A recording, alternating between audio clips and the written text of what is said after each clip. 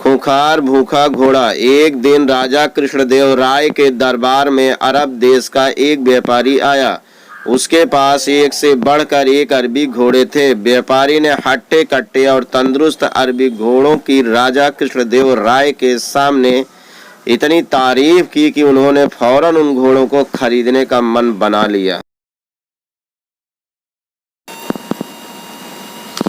अच्छी कीमत देकर व्यापारी से सारे घोड़े खरीद लिए गए। व्यापारी खुशी खुशी वापस चला गया। महाराज बहुत खुश थे, लेकिन जब घोड़ों को रखने की बात सामने आई तो समस्या खड़ी हो गई। सारे अस्तबल पहले से ही भरे हुए थे, उनमें नए घोड़ों को रखने का स्थान नहीं था। इस समस्या का निदान राजगुरु के सुझाया। राजगुरु ने महाराज को परामर्श दिया कि जब तक इस घोड़ों को रखने के लिए एक नया अस्तबल तैयार न हो जाए, क्यों न एक एक घोड़ा हम मंत्रियों, दरबारियों और प्रजा में बांट दें।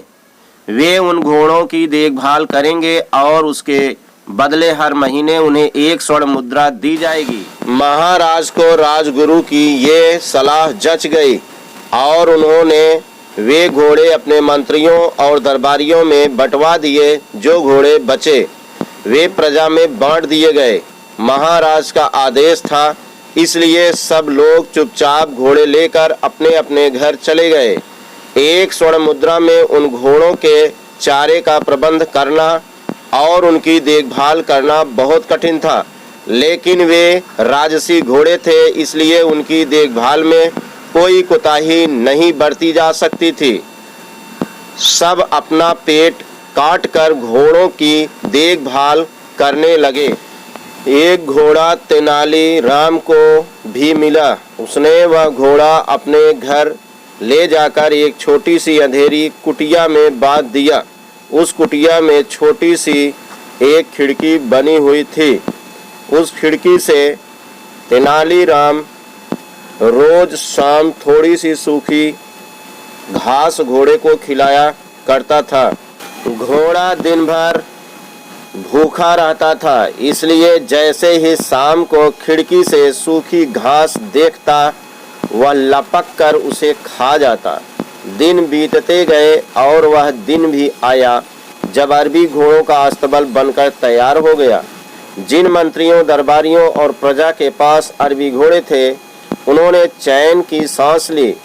इतने दिनों में घोड़ों की देखभाल के कारण सबके घर का बजट बिगड़ गया था।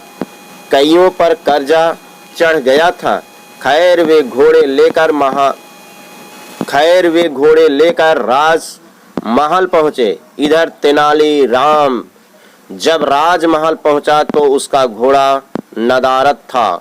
महाराज के पूछने पर वह बोला, महाराज क्या बताऊं, वह घोड़ा बहुत ही ज्यादा खूंखार हो गया है, किसी पर भी हमला कर देता है। मुझ में तो इतना साहस नहीं कि उसके अस्तबल में घुस पाऊं, इसलिए मैं उसे नहीं ला पाया। महाराज कुछ कहते, इसके पहले राजगुरु बोल पड़े, महाराज तेनालीराम की बात पर विश्वास नहीं किया जा सकता।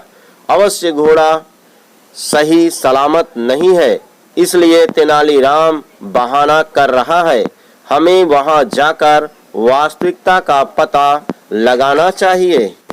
महाराज ने राजगुरु को कुछ सैनिकों के साथ तेनालीराम के घर जाकर घोड़े को लाने का आदेश दे दिया। राजगुरु सैनिक लेकर तेनालीराम के घर पहुंच गए। साथ में तेनालीराम भी था। तेनालीराम ने उसे वह कुटिया दिखाई जहां घोड़ा बंधा हुआ था। राजगुरु जब कुटिया के पास पहुंचे तो तेनालीराम बोला, राजगुरु जी संभल के, घोड़ा सच में बहुत खूंखार हो गया है, आप पहले खिड़की से उसका मुआयना कर लीजिए। राजगुरु ने भी सोचा कि पहले खिड़की से ही मुआयना कर लेना उचित होगा। वह अपना मुंह खिड़की के पास ले गए। दिन भर से घोड़े ने कुछ खाया नहीं था। तेनालीराम शाम के समय ही उसे सूखी घास दिया करता था, इसलिए जैसे ही राजगुरु खिड़की के पास अपना मुंह लेकर गए, उनकी दाढ़ी को सूखी घास समझकर घोड़े ने मुंह में दबा लिया और खींचने लगा। राजगुरु दर्द से चीख पड़े। यह देख तेनालीराम बोला, मैंने कहा था ना राजगुरु जी कि घोड़ा बड़ा खूंखार हो गया है।